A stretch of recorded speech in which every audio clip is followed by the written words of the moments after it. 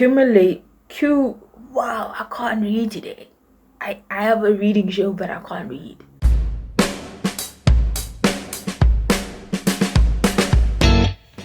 Hello, my name is Masikana Mungulwa and welcome to Reading with Masikana. We're reviewing Kevin Hart's book. Bro, Kevin Hart's book has 99 chapters. Kevin Daniel Hart, born July 6, 1979, our Cantor, is an American stand-up comedian. Hart began his career by winning several amateur comedy competitions at clubs throughout New England, culminating in his first real break in 2001 when he was cast by Judd Apatow for a recurring role on the TV series Undeclared. The series lasted only one season. Side note, my mom just said that Drake is average and that he does, like, she's like, what did she say? She said he's average but he's consistent. Every time I will forever be a person that says that talent is not enough, hard work is where it's at. I can't make this up. Life lessons. Good book. Funny.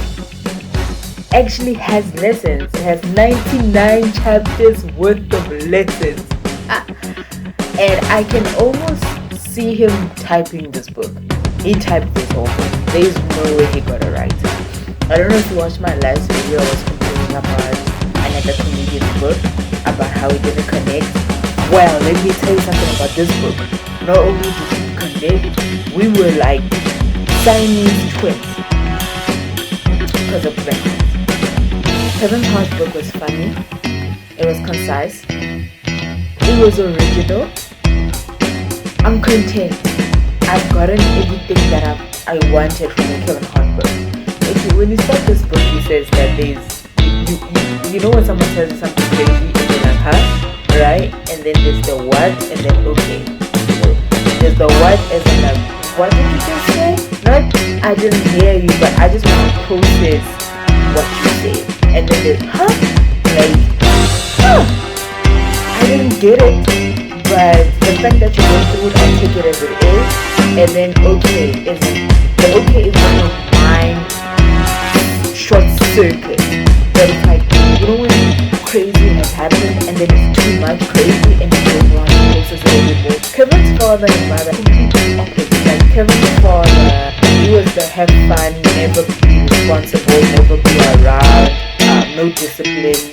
And Kevin's mother was the go to church, have a schedule, be disciplined, don't ask anything from anybody, work hard, be consistent. They were an orange to a whale, like just out of this world. The first 30 chapters was high school life and mom life. He was on a strict schedule because his mom didn't want him to end up like his brother, who ended up having to go off, being enlisted in the army because of bad behavior. Kevin had a babysitter until he was like 17, 18. Father became a crack addict in between that. He went to high school. He wasn't the best performing student. The one thing I noticed about Kevin's character is once he cares about something, he goes all in. He wasn't the swim team. He did basketball for some time. He hated swimming until he forced himself to become a better swimmer. But even then, he got like E for effort. His SATs, he flanked them. High school, he passed, but he barely passed. In fact, if we're looking at people with the most potential to succeed, Kevin was not voted that one. He goes on to become a salesperson, a good one. And especially after he left high school, he was very confused as to what to do next. But he moved out. He had run out of money to pay his rent. And he kept asking his mom for money.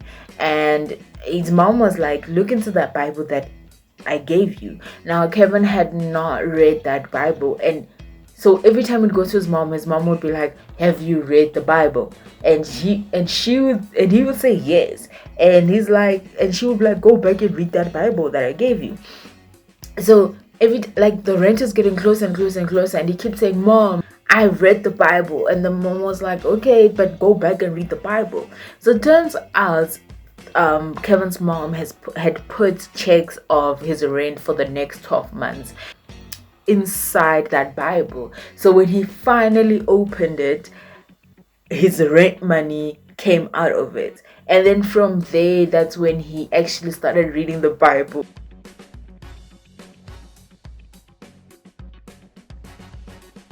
Kevin's career only popped off when he was in his mid-30s. So this book represents his 0 to the 35. He started doing comedy, amateur nights, and he started winning at it. Friends at the shop where he worked convinced him that he should actually start doing comedy. He did it, and he was really good. And then after a while, he met someone called Keith. Keith helped him elevate his comedy life, and Keith basically told him that he was trash and started training him to become a proper comedian who is the Kevin Hart that we know today. He got bankrupt a couple of times, how him and his wife were just toxic, the first wife Tori. The one thing I've always loved and respected about Kevin Hart is his honesty and his ability to connect to the audience. I think that came from Keith teaching him that, everybody's going through what you're going through.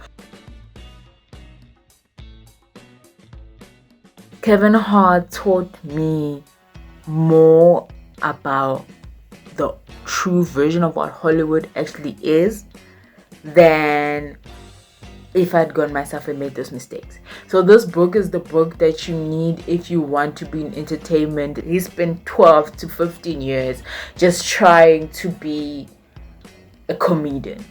And Hollywood, is a cold place. I feel like a lot of people just like the lights and they're like, I'm gonna be a star. And it's like, bro, no, you're not. You're not. If you read this book, you'll be able to see the secret formula on how to get your stardom ship without you having to sacrifice things. He harnessed the power of social media. He made sure that through social media, through getting personal and intimate with his fans, he was then able to become Kevin Hart. As a guy that didn't have much except for being funny, he did well for himself. The one thing I like about Kevin is he gracefully accepts his mistakes and he laughs it. He has what we call the shrug it off. Things that would hit a person to rock bottom don't really affect him. I think it happens when you have experienced a lot of tough things in your life that when you're supposed to take things seriously, you really don't. Personally, I think for an autobiography, it's a good one. It has the potential of changing your life. It has the potential of changing your mindset. It has the potential of growing you. It has the potential of just making you look at things differently. I mean, I remember when I read this book, I spent the whole week just kind of quoting Kevin Hart and I could feel myself get more respect for the man. Even if he would make mistakes, public mistakes, very, very in your face mistakes, it never really stopped his movement. And I think Kevin Hart is a movement with a drinking problem, but I think it has stopped. But it's in the book. I respect him. Even if you find him annoying, you cannot not take him seriously because his hustle speaks for him, his hard work speaks for him, his honesty and integrity speaks for him, his willingness to try, his personality, he's a salesperson. Kevin Hart is not just, they should just, in his Wikipedia profile, they should include salesperson. This book I connected with this book. I liked it. I'm gonna rate it 3.5 to 4 with the read it. If you do start reading it, you won't be able to put it down anyway. 99 chapters, you don't even feel them. I had that done in a week, and I was reading it every day in a week. I was like, okay, it is about 400 to 500 pages. 500 pages, you won't put it down. It's just that intriguing. And even with my last video, I stated how comedians have got the highest resilience of pain that I've ever come across. They do things, not as intensely as he should, because some of the things that he's gone through that he stated in this book should have scared the living bejesus out of him, but it seems to have actually made him a better human being. So comedians are just people that go through a lot of pain and then turn it into a story to tell. You can quote that. From the book, you learn everything. You learn how he lost his virginity, to whom he lost his virginity, why, and the how was very strange. You learn about his mom, you learn about his father, you learn about his brother, you learn about his friends. I don't know if the book was written before or after one with Spank's betrayal, but that's another. I keep up with Kevin news on TMC. Forgive me. I think I really like Kevin. I think Kevin is a vibe. He's like a vibe and an energy and an aura in one.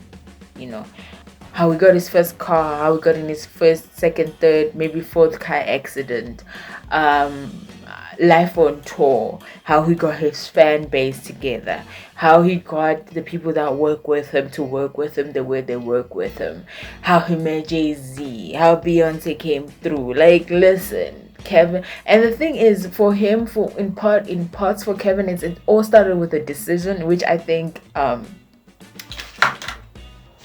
I digress. This book explains it so well. I'm gonna be dealing with this book soon, but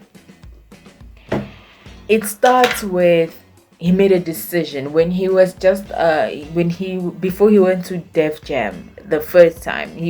Nobody laughed at his joke, and it's supposed to be a mature night, and but he made a decision that he wanted to be big, and then from that decision he basically built his career to what we see today. So make the decision, ladies and gentlemen. Decide, do you want to be great or do you want to be average?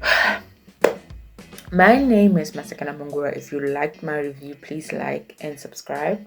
If you want me to review any of your favorite books, please comment below.